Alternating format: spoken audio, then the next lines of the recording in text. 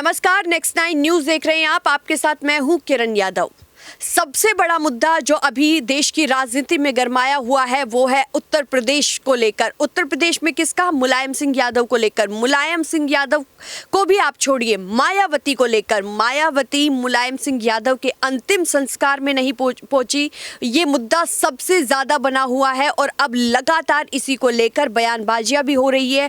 लगातार कई तरह के कयास भी लगाए जा रहे हैं कि आखिरकार मायावती क्यों नहीं पहुंची मुलायम सिंह यादव के अंतिम संस्कार को लेकर। इसको लेकर आज मैं अपने साथियों के साथ कुछ सवाल जवाब करूंगी, वो भी देखना दिलचस्प होगा।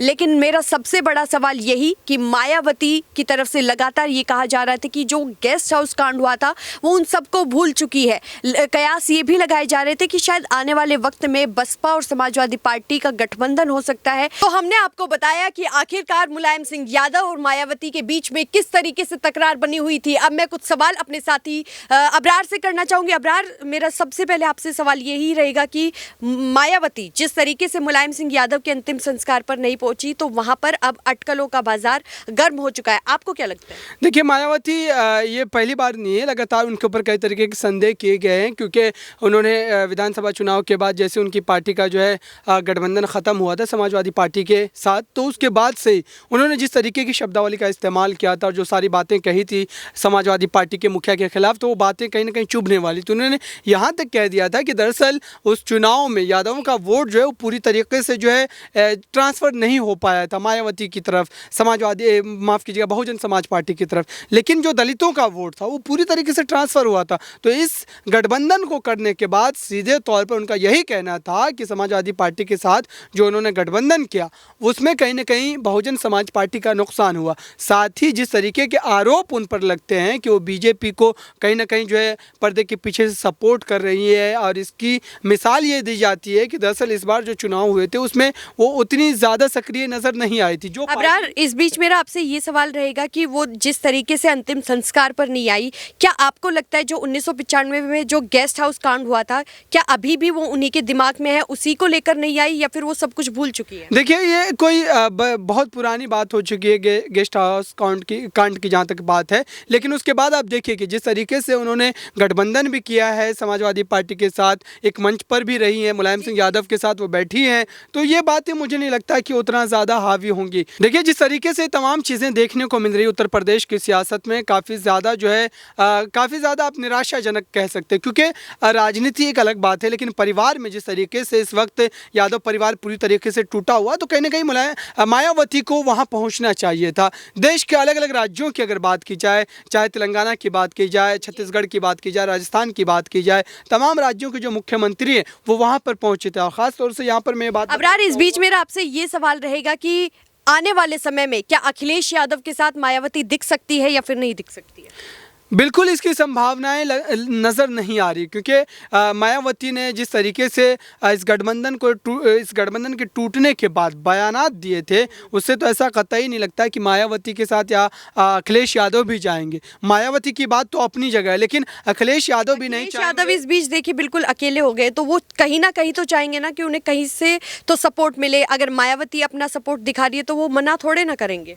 मायावती की पार्टी की कोई ज़्यादा खासी अगर अहमियत इस वक्त कही जाए उत्तर प्रदेश की सियासत में तो नज़र नहीं आ रही, क्योंकि मात्र उनके पास एक विधायक है, और वैसी पार्टी जो कि 2 बार 3 बार सत्ता का हिस्सा रही हो, उस पार्टी के पास मात्र एक विधायक कहीं ना कहीं बहुत ज़्यादा जो एक तरीके से सवाल या निशान लगाता है। और साथ ही अगर कहीं यहाँ पर समाजवादी पार्टी की अगर बात कर ली जाए तो समाजवादी पार्टी बहुजन समाज पार्टी से काफ़ी बेहतर। लेकिन लोगों का अभी ये कहना है कि जिस तरीके से पिछली बार तब लोकसभा चुनाव हुए थे, उस समय मुलायम सिंह यादव और मायावती एक साथ ही दिखे थे, एक ही मंच पर दिखे थे, तो कयास यही लगाए जा रहे हैं कि आने वाले वक्त में अखिलेश यादव के साथ मायावती आ सकती है। कयास की बात है जहाँ तक, तो उस पर तो कोई जवाब नहीं दिया जा सकता, लेकिन अगर यहाँ पर ज़मीनी स्तर से बात की जाए, जहाँ पर तमाम लोग मौजूद हैं और तमाम जनता के जो मन में सवाल हैं और जनता की तरफ से जो तमाम बातें निकल करके आ रही है, उससे तो यही लग रहा है साफ तौर से कि ना तो अखिलेश यादव उनसे गठबंधन करेंगे और नहीं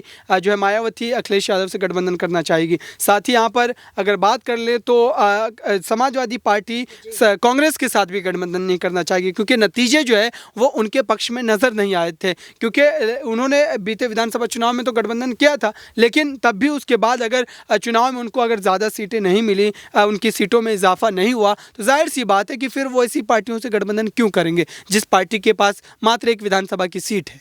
अखिलेश यादव देखिए इस बीच अकेले नजर आए हैं। आपने बताया कि मायावती के पास सिर्फ एक ही सीट है, तो यहाँ पर अखिलेश यादव नहीं कर सकते गठबंधन, ठीक है। लेकिन मेरा दूसरा सवाल आपसे ये है, शिवपाल, चाचा शिवपाल की अगर हम बात करें तो वो क्या अखिलेश यादव के साथ देखने को मिल सकता है? शिवपाल यादव तो फिलहाल इस समय समाजवादी पार्टी के साथ बने हुए, परिवार के साथ बने हुए, लेकिन उनके ऊपर संदेह की स्थिति जो है लगातार बनी रहेगी, क्योंकि उन्होंने जिस तरीके से अखिलेश यादव की मुखालिफत की है, कई बार पार्टी के लाइन से भी वो हट करके अपने फैसले सुना देते हैं। और इसकी अगर आप जो है उदाहरण के तौर पर अगर मैं बताऊँ तो राष्ट्रपति चुनाव में भी उन्होंने इस तरीके का कदम उठाया था। तो ये सारी बातें दर्शाती है कि दरअसल शिवपाल यादव पर अखिलेश यादव अगर आँख बंद करके भरोसा कर लेते हैं तो कहीं ना कहीं पार्टी में एक बड़ी टूट को भी वो अंजाम दे सकते हैं। क्योंकि लेकिन इससे पहले तो शिवपाल पे ये कयास लगाए जा रहे थे, ये भी आरोप थे कि वो भारतीय जनता पार्टी के साथ अपनी साठगांठ कर सकते हैं, लेकिन आप कह रहे हो कि आने वाले समय में वो अखिलेश यादव के साथ देखने को मिल सकते हैं। देखिए, आरोपों की बात है तो राजनीतिक आरोप लगातार अलग अलग सियासी दलों की तरफ से लगाए जाते हैं, लेकिन उसके बाद यहाँ पर अगर हकीकत पर अपनी बात की जाए तो शिवपाल यादव अभी फिलहाल इस स्थिति में या इस पोजीशन में नहीं है कि वो अपने स्तर पर अपनी पार्टी को सत्ता के करीब या सत्ता का हिस्सा बनाने में कामयाब हो पाए, क्योंकि उनके पास कोई ज़्यादा सीटें नहीं हैं। और यही वजह रही कि विधानसभा चुनाव से पहले जब उनको इस बात का आभास हो गया कि दरअसल अगर वो अपने स्तर पर चुनाव में हिस्सा लेते तो उनकी पार्टी को जो है सीटें नहीं मिलेंगी, मात्र अगर उनकी सीट की बात कर ली जाए तो वो अपनी सीट को अगर निकाल पाते तो वही उनके लिए जो है एक तरीके से बड़ी उपलब्धि होती। लेकिन जब उन्हें लगा कि पूरी तरीके से हालात उनके खिलाफ है, तभी जाकर के उन्होंने समाजवादी पार्टी के साथ गठबंधन किया। लेकिन जब चुनाव के नतीजे खुद अखिलेश यादव के पक्ष में नज़र नहीं आए तो फिर उसके बावजूद भी उनके सुर जो बदलते नजर आए। और जिस तरीके से उन्होंने बयानबाजी की आपकी नज़रों के सामने है। और अभी की अगर बात की जाए तो अखिलेश यादव लगातार कदम जो फूंक फूंक करके ही बढ़ाएंगे, क्योंकि ऐसे ही समय में परिवार के जो और लोग होते हैं वो पार्टी में एक बड़ी टूट। मेरा सवाल इसी से जुड़ा हुआ था, जिस तरीके से अभी आपने परिवार का नाम लिया तो मेरा अगला सवाल इसी से जुड़ा हुआ था कि देखिए जिस तरीके से अभी अखिलेश यादव बिल्कुल अकेले हो गए हैं, उनके सर से पिता का साया हट गया, पहले माता का साया हट गया था, अब पिता ने भी उनका साथ छोड़ दिया है। तो इस बीच जो मेरा आपसे अगला सवाल रहेगा वो यही रहेगा कि मायावती का हमने जिक्र किया, शिवपाल का हमने जिक्र किया, अब अगला सवाल मेरा आपसे रहेगा डिंपल यादव को लेकर। क्या डिंपल यादव आने वाले वक्त में राजनीति में एंट्री कर सकती है? डिंपल यादव तो सांसद रह चुकी है। डिंपल यादव की अगर बात की जाए यहाँ पर तो अब जब परिवार का एक बड़ा चेहरा पार्टी संरक्षक के रूप में मुलायम सिंह यादव इस दुनिया में अब नहीं रहे, तो जाहिर सी बात है कि परिवार के और अलग लोगों को राजनीति में जो सक्रिय होना पड़ेगा, तभी जाकर के पार्टी का वही वजूद, वही दबदबा उत्तर प्रदेश की सियासत में जो बरकरार रहेगा। वरना बीजेपी की जो स्थिति है और जितने मजबूत स्थिति में बीजेपी है इस समय, उससे यही लगता है कि सत्ता में अगर अखिलेश यादव को पार्टी को वापस लाना है तो फिर उसके लिए जद्दोजहद अभी से करनी पड़ेगी। और साथ ही परिवार के जो तमाम लोग हैं उनको भी पार्टी के लिए जो है ज़मीनी स्तर पर जाकर के मजबूती से काम करना पड़ेगा। आखिरी सवाल मेरा आपसे ये रहेगा कि जो साल 2024 में लोकसभा चुनाव होने वाले हैं, इन सब मामलों से हटके मैं आपसे पूछना चाहती हूँ, अखिलेश, मायावती, डिंपल यादव, योगी आदित्यनाथ सबसे अलग, कि आपको क्या लगता है साल 2024 के लोकसभा चुनाव में किसकी जीत किसकी हार?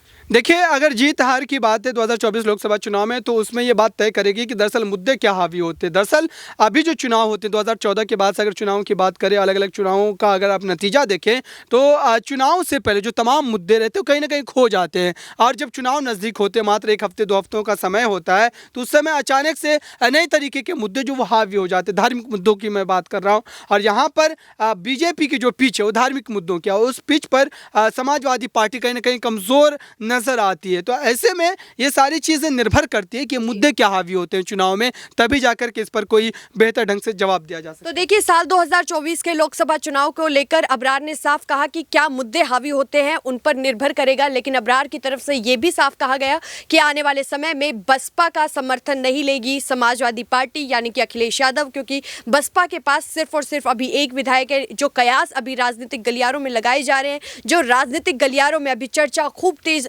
चल रही है वो यही थी कि मायावती क्या अखिलेश यादव का साथ दे सकती है, क्या मायावती अपना गठबंधन कर सकती है समाजवादी पार्टी के साथ। लेकिन ऐसे में आज मैंने अपने साथियों से उनकी राय जानी। मेरे साथियों की तरफ से साफ यही कहा गया है कि शायद मायावती नहीं करेंगी समर्थन अखिलेश यादव का। अब ऐसे में आप लोगों को क्या लगता है, हमें कमेंट सेक्शन में अपनी राय जरूर बताइए कि क्या समाजवादी पार्टी बसपा के साथ गठबंधन कर सकती है, क्या अखिलेश यादव मायावती के साथ अपना गठबंधन कर सकते हैं, और अगर ये गठबंधन हो भी जाता है तो उससे राजनीतिक समीकरण किस तरीके से बदलेंगे, आप हमें कमेंट सेक्शन में जरूर बताइए। फिलहाल के लिए इस खबर में बस इतना ही, लेकिन देश और दुनिया से जुड़ी तमाम बड़ी खबरों के लिए देखते रहिए हमारा चैनल नेक्स्ट 9 न्यूज़। धन्यवाद।